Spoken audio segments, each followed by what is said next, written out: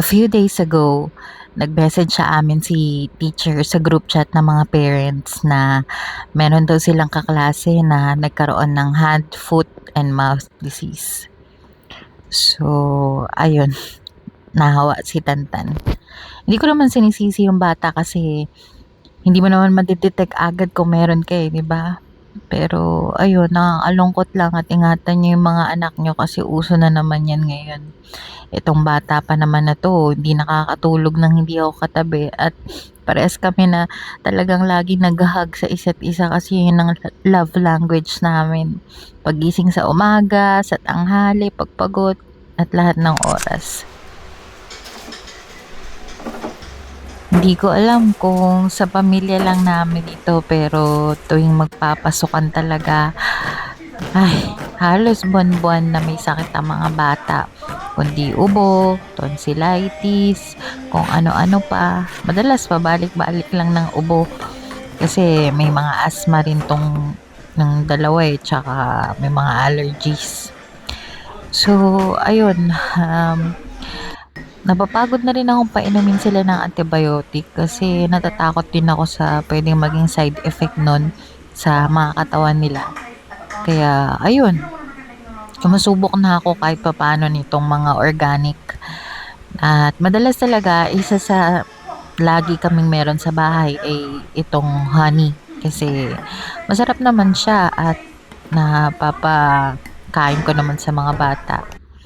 Pero ito, gumawa ako ng mixture ng honey, bawang, tsaka sibuyas. Tapos, ayan, parang itatambay mo lang siya ng mga isang araw overnight. Tapos, mag-juice na siya maya-maya. Magkakaroon ng mga katas yun. Tapos, yung katas nun, yun yung iinumin. So, tatanggalin mo tong mga buo-buo. Yan. Effective daw to kasi yung bawang natural antibiotic. So, tignan natin. Meron din akong ginawang olive oil at saka bawang na pinagsama ko para ipahid dun sa mga pantal-pantal ni Tantan. At aside pa doon ay may mga binigay din like cetirizine, Camillus spray at lotion na pwedeng ilagay pang manage nung sakit ni Tantan kasi dahil viral to, wala talaga siyang antibiotic o gamot na binibigay para dito. Tulungan mo na lang doon sa mami. Listen lang.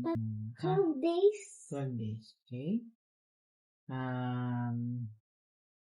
When tomorrow is gonna be 11 days. Di ba? Fast lang. Fast lang anak. So, pray lang. Pray for me. I'll pray for you. Pray for Tantan para mag-heal agad siya. Huwag masyadong lumapit-lapit sa kanya para hindi kayo mahawa. Okay? Wash your hands. Ligo. Okay? Okay? And most of all, listen to mommy. Yun lang yung ano niya, ha? Kinailangan na namang lumipad ni Daddy pa Vietnam para sa trabaho niya. At ayun, syempre, iyakan na naman kami dito sa bahay. Madalas kasi, yung mga last na biyahe niya pa ibang bansa, biglaan lang talaga yung parang, alam mo yun, parang 2 to 3 days notice lang, tas kailangan na agad umalis. Sobrang hinuhold ko lang yung iyak ko niyan talaga kasi ayokong ipakita kay Daddy na umiiyak ako kasi pag nakita niya akong umiiyak, ay nako, parang panganay ko din yan Kaya ayun, tapang-tapangan ako pero pagkaalis niya at pagkasara ko ng gate, ay nako, sobrang hagulgol na talaga ako. Pero ayun, sanay kasi ako na nandyan siya, lalo na ngayon may sakit pa si Tantan kaya ay, pero mabilis lang to. Walang antibiotic na binibigay pagka ganitong hand, foot, and mouth disease kasi nga viral siya. Pero importante dito is yung ma-maintain yung, hindi ma-maintain pero ma-contain yung mga secretion dun sa mga rashes. Parang siyang bulutong tubig, ganun. May mga tubig-tubig siya sa loob so dapat malagyan ng lotion para hindi lalong mangati kasi sobrang kati talaga yan. Tapos ayun, nilagyan ko siya nung ointment pero ayaw niya munang ilapag yung niya kasi baka naiilang siya kaya ganyan siya, pinapatuyo niya muna. Tan, I love you. Awang-awa talaga ako sa kanya diyan kasi yun yung pinakamahirap na part dito sa sakit na 'to kasi hindi mo siya mayakap, hindi mo siya malapitan. Sobrang physical touch talaga ang love language namin niyan ni Tantan at maya't maya talaga kami nagyayakap niyan. At ito, nangangati na nga siya, kinakamot-kamot niya pa dun sa kama. Tapos maya-maya pagkatapos niyang umiyak, pagkatapos niyang magkati-kati, ayan nakita ko nagtataklob siya kasi ayaw niya ata akong makita at nalulungkot lang siya. Ta's yun, nakatulala na lang, nakakaawa talaga. Pero this too shall pass.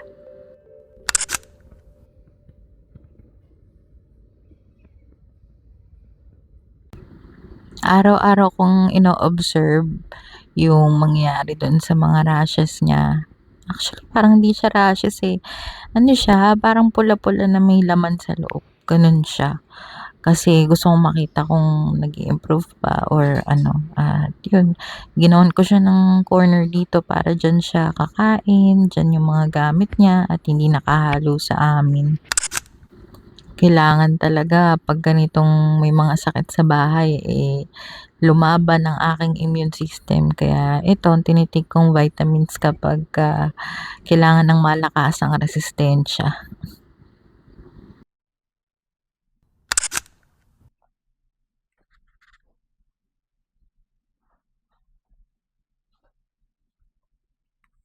Asim. Ayun, so kumusta kayong lahat? Sana okay lang kayo at welcome sa may bagong vlog. 'Yan. Gusto ko lang kayo i-update sa mga pangyayari sa buhay namin recently. At isa na nga doon ay yung i-she-share ko sana sa inyo. Ah, excited sana akong i-share sa inyo 'yun pero hindi nangyari. Kasi supposedly ay magre-relocate na dapat kami sa Vietnam, kaming 5, ang aming family. But hindi natuloy because of some changes sa work ni Daddy. So, anong nangyari is, si Daddy na lang muna yung pumunta doon. Pero saglit lang naman siya kasi i-finalize niya na lang yung mga, yung team niya doon. Isi-set up niya na para hindi niya na kailangan magstay doon kasi mas kailangan na siya dito sa Philippines. Muntik na talaga and talagang we're going na nung siguro na-notice niyo ay nung palang kinlose ko yung business ko, yun isa na yun sa mga reasons kung ba't ko kinlose yung business ko kasi nga hindi ko na mapo-pursue yung business ko dito kaya kinlose ko talaga yung aking printing business kasi nga we're planning to relocate na nga. But hindi rin naman yun permanent, parang 1 to 2 years lang sana yun pero let's not talk about it. Ay naku si Mojo.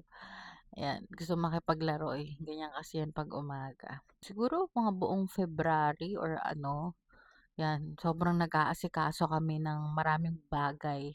And we didn't tell our relatives yet kasi nga hindi pa naman siya final. Naglakad na kami ng mga passport, nag-notify na rin kami ng possibility sa school. So ayun, ngayon naman ang, iniisip namin, ito nga na may hand, foot, and mouth disease itong si Tantan and sobrang naaawa talaga ako sa kanya sa situation niya ngayon but kakayanin and God will be with us. Sa totoo lang na-anxious ako, dami kong iniisip but I continue to hold on to God na nandito siya sa amin sa ano na 'to, journey na 'to and kakaalis lang ni Daddy kahapon so hindi kasi ako sanay talaga kasi nawala si Daddy dito sa bahay. Parang kami talaga, partners talaga kami sa lahat ng bagay, gano'n. Lahat ng decisions kahit na parehas naman kaming may flaws, kaming dalawa. But still iba yung comfort na alam mo nandiyan yung asawa mo, yun. Pray for us, pray for our health. Marami rin sana akong mga projects na gustong gawin dito sa bahay. Kasi nga after nung nalaman ko na yun na magre-relocate kami, medyo nag-stop ako dun sa mga projects na gusto kong gawin dito sa bahay. Medyo hindi ako nakapaglinis ng ilang ano kasi ang dami kong inaasikaso about dun sa plan to relocate. So, ayun, ngayon I'm going back to, you know, designing this house and taking care of this house that the Lord has blessed us with. So, ayun, samahan niyo lang kami sa mga susunod na araw and keep safe, okay? So, yan, stay lang kayo sa video, okay? Ito yung hinanda kong almusal ni Tantan. Cheese bread, paborito niya yan, gatas at saka apple. Tapos, may sarili na rin siyang inuman ng tubig para hindi na kami nag-share. Tapos, ayun, kumain na siya dun sa kanyang maliit na corner.